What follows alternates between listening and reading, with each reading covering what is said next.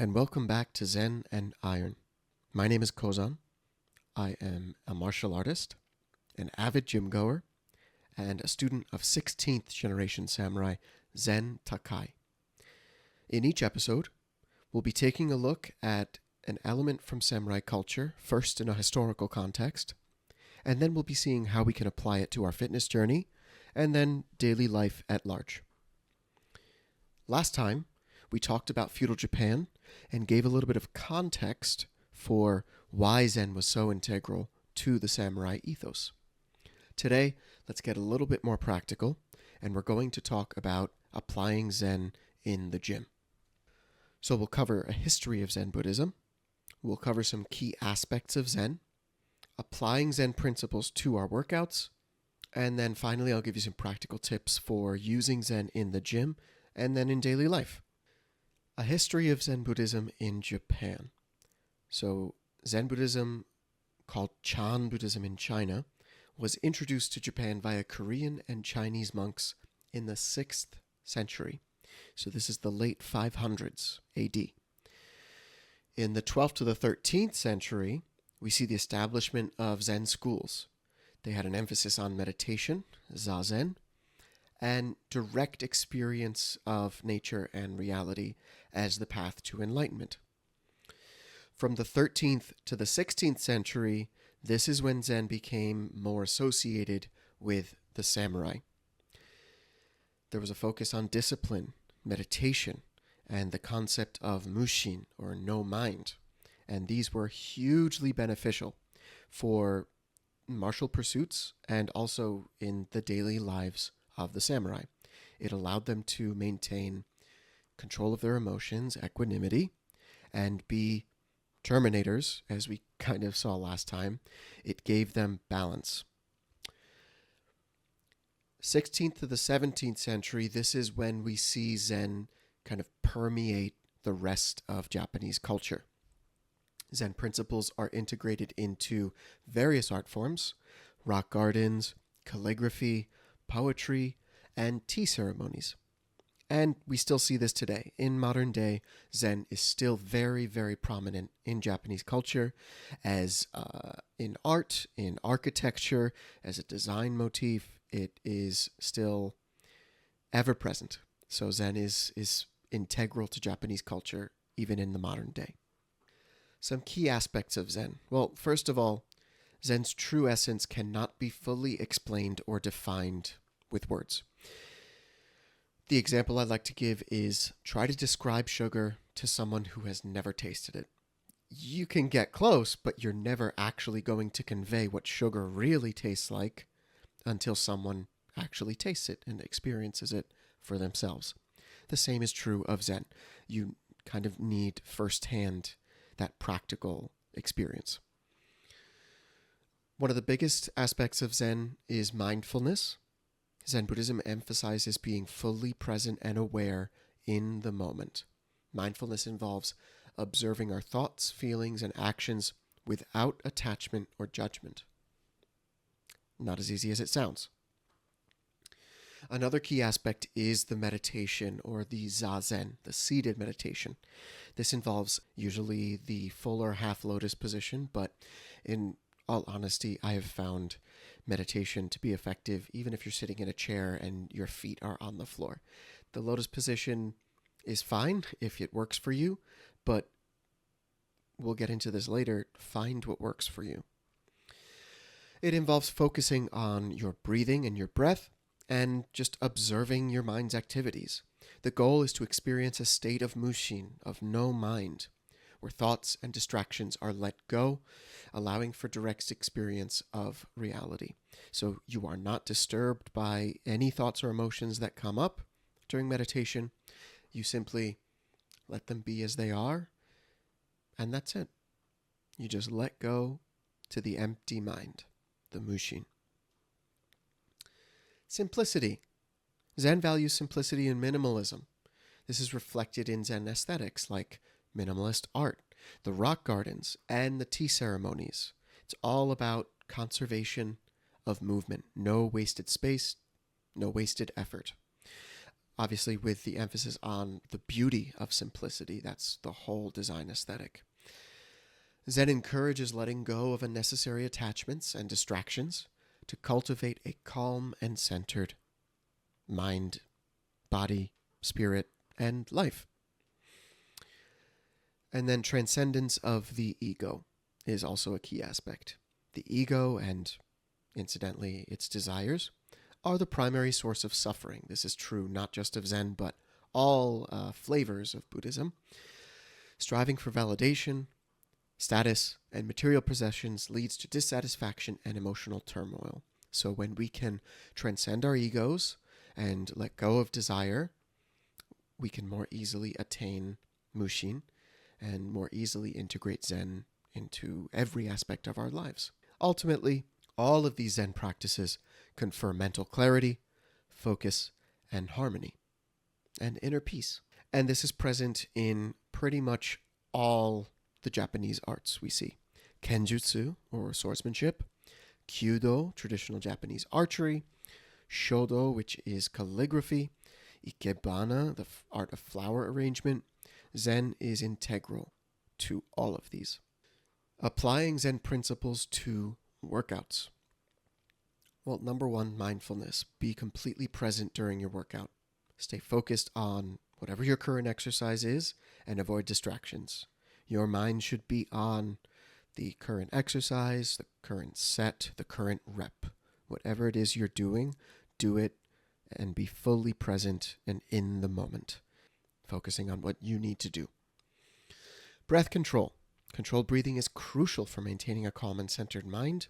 I find it very effective to inhale through my nose before I begin a rep, and then when I need to exert myself, I will exhale through my mouth forcefully. But proper form and breathing are hugely important. Simplicity and minimalism. Focus on fundamental exercises. Avoid overcomplicated training with unnecessary equipment or routines. Don't do 10 exercises when you only really need 3 or 4.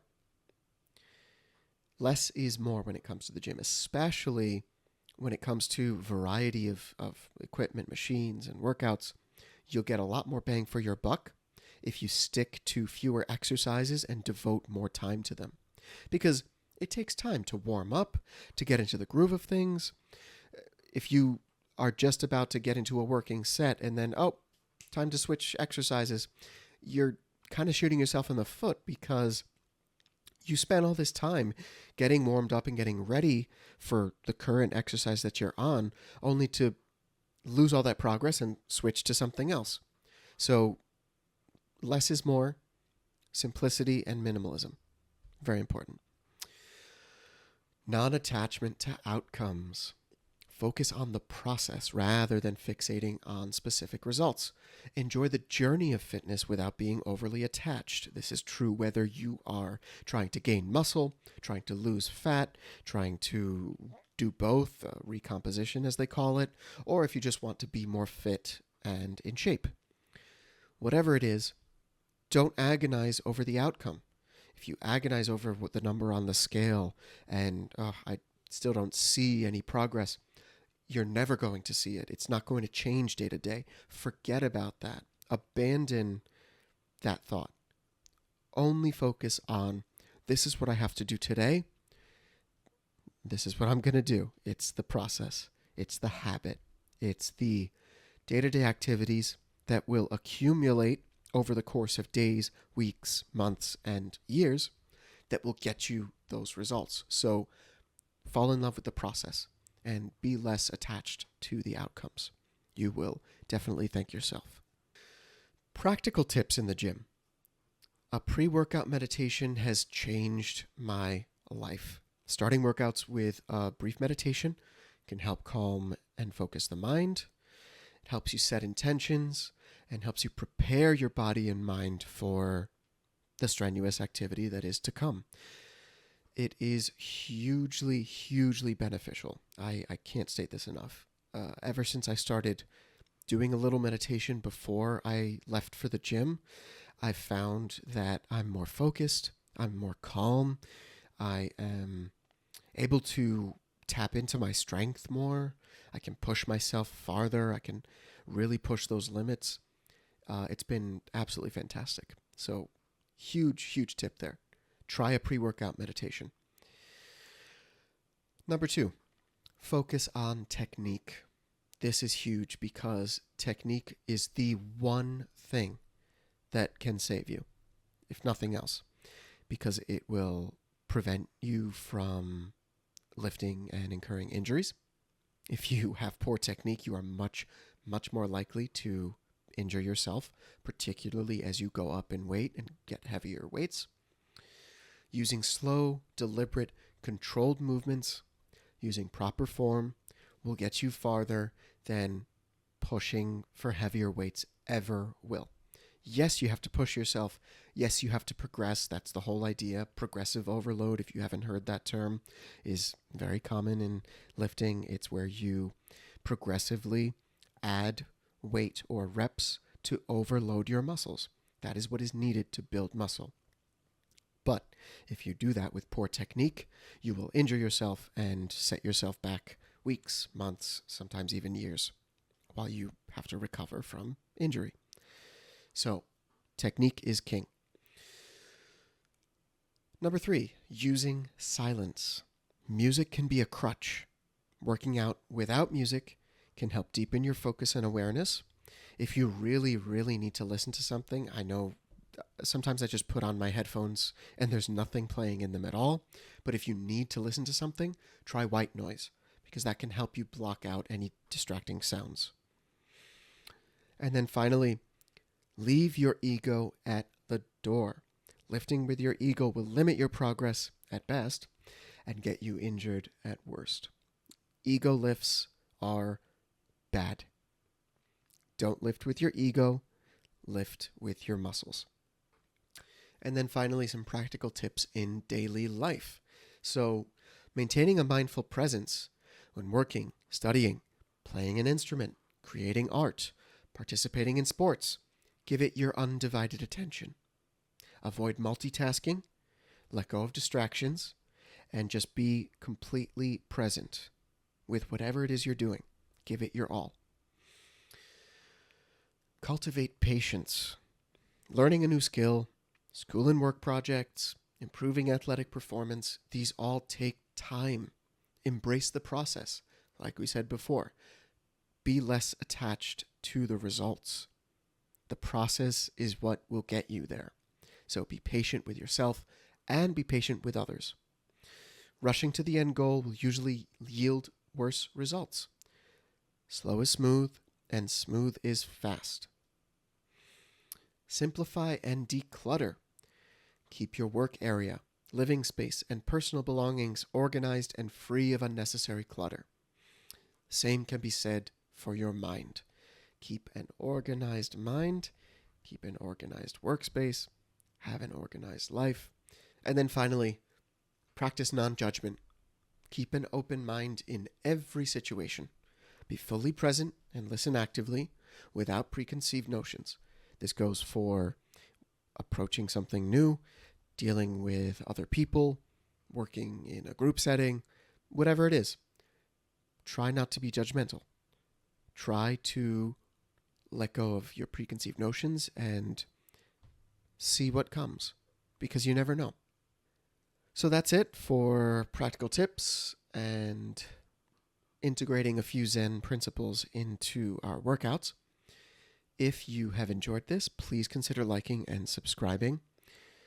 If you have any questions or comments, any topics you want to see, please put them in the comments.